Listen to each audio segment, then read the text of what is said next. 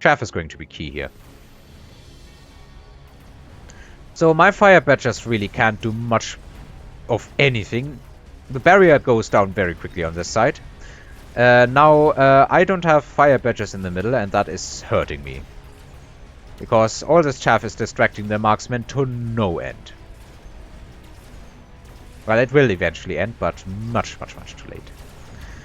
Now that the marksmen are at least on one side shooting something more productive, you can see the health of the fortresses declining. But I'm being pushed through on this side entirely, and that is just horrible. One fortress ends up going down. I can probably get that Phoenix, yeah. But my barriers get cracked. I get another Phoenix, and that is all I will get. The fortresses are pushing through. Fortresses are scary, man. And if your opponent starts to mass them and give them the correct techs in response to what you have, you won't have much time to deal with them. There's Typhoons and there is Scorpions. I, in this case, go for the Scorpion. It's much too late to go into Scorpions and Typhoons, even though I would love to. Yeah. The Scorpion should help crack these barriers much more quickly. It does almost 30,000 damage a shot. He can level 2 of these fortresses because they fed on the marksmen, I bet. It's time to really invest, because I cannot really afford to lose another turn like that.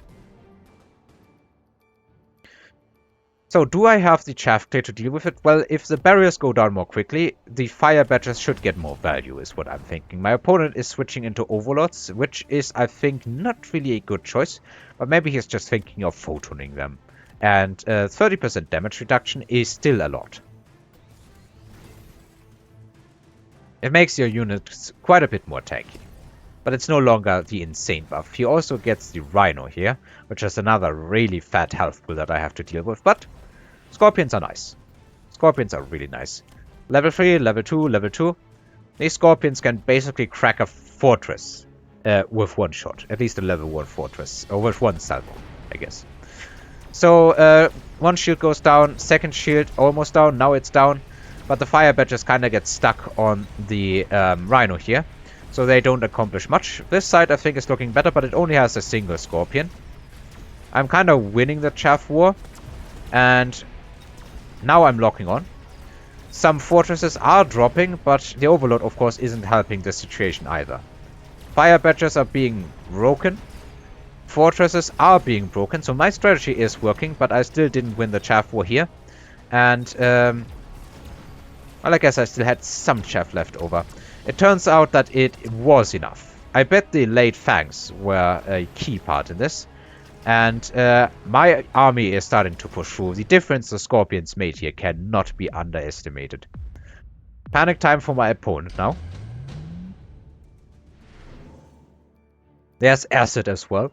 And another haste module. My opponent is taking the haste module. Of course, there is not that much to acid on my board. Rhino Salt, I guess, could have also been cheeky. But, yeah, I think these fangs here, that's the ones that were carrying the last turn. Because they were definitely helping against the fortresses that were pushing in. These fangs here, this pack of fangs that I dropped, I think, somewhat in the early game, is MVP in the last round, I bet.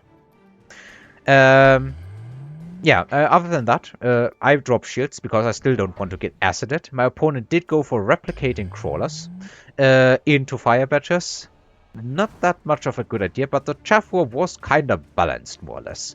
So if he can get some crawlers in, and he was getting crawlers in real far here, that might actually be a good winning move. I still have most of my money. My opponent already has mostly invested into everything. I'm investing into this upgrade here, the Liquid Fire. I think that might be the first time that I pushed it in an actual battle and not in testing, because I do need more chaff clear. And yeah, that is going to be sad for my opponent, but I should not underestimate what he has. It's still a scary army, and I did not add much other firepower or something like that, and yeah, we will see how it goes. I'm putting more money into shields. My opponent, of course, is getting shields for free with all these fortresses. I didn't go for the acid in the end. I drop another missile just to prevent maybe a cheeky flank. And the Scorpions go to town. Scorpions and marksmen definitely taking care of these barriers quickly enough. Apparently, if you hit a barrier, it also creates fire in front. Maybe even in the rear. I would have to check that in the replay. Maybe I'd just go check that right after this. Anyway, boom. Missile takes out a lot of crawlers, so that missile was really good. Fangs are pushing just in front, tanking for my units. And in the end, these Fangs. Guys, if you are sleeping on late chaff, don't be. Late chaff is insane. It ends up being a win, and I think my opponent's last comment was doof. Probably in regard to the replicating crawlers into Firebadgers. But yeah, this was actually, like, I enjoyed this. I really did enjoy this. It's simply that I was really scared of these fortresses, but I think the Chaos dropped Scorpion, or Scorpions in general, saved me. I think I could not have done it without this level 3 Scorpion, all things considering. Haste module on this definitely was worth it. Haste module on the Marksman helped a lot as well. And yeah, in the end, I guess Firebadgers, Scorpions, and Marksmen, along with enough chaff, is working out well. And I did have a whole lot of chaff in this specific game. And yeah, late chaff is just so amazing. I guess I forgot to reposition these crawlers. I would have had to reposition them here. That would have been better, I think. But yeah, doesn't matter. Doesn't matter. I think my opponent should have sold this Rhino and invested into, like, maybe Fang production. But hey, a win's a win. I love it. Thank you for my opponent for playing me as well in this match and making a really awesome game out of it. And thank you everybody for watching and listening. Yeah, I think I now pre-produced for an entire week. Have fun watching. Until then.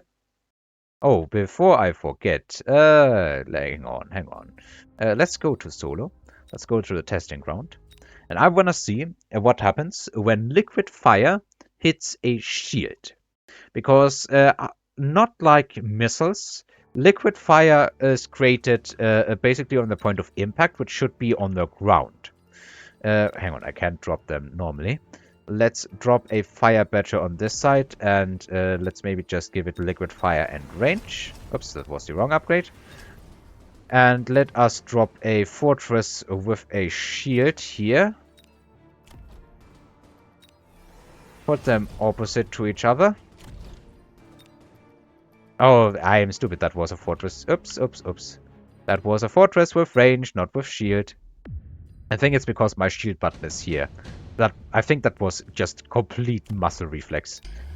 Alright, let's try this, and yeah, let's maybe just level these. I goofed up. I'm stupid. Let's just maybe level these so that they don't immediately die to the fortress. So let's see, for real, how liquid fire reacts to shields being hit. Well, it creates some fire, I think. Yeah, it creates some fire, but it also creates fire on... No, those flames are just clipping through. It's exclusively creating fire on the outside. So now they, yeah, they are shredding this because they have the 6% per health damage. And they have a very high level. So yeah, the shield reacts correctly, in my opinion, to it. There is fire outside of the shield, but there's no fire inside of the shield. Maybe a bit clipping through. Basically the same as missiles, I think. But the missiles tend to hit the shield at a higher elevation, and then they don't really hit the ground to produce fire. So yeah, Firebadgers actually not that bad, I think, against fortress shields, because they can still drop a decent amount of liquid fire in the front. Alright, now that's the end of the video. Thank you for watching and listening.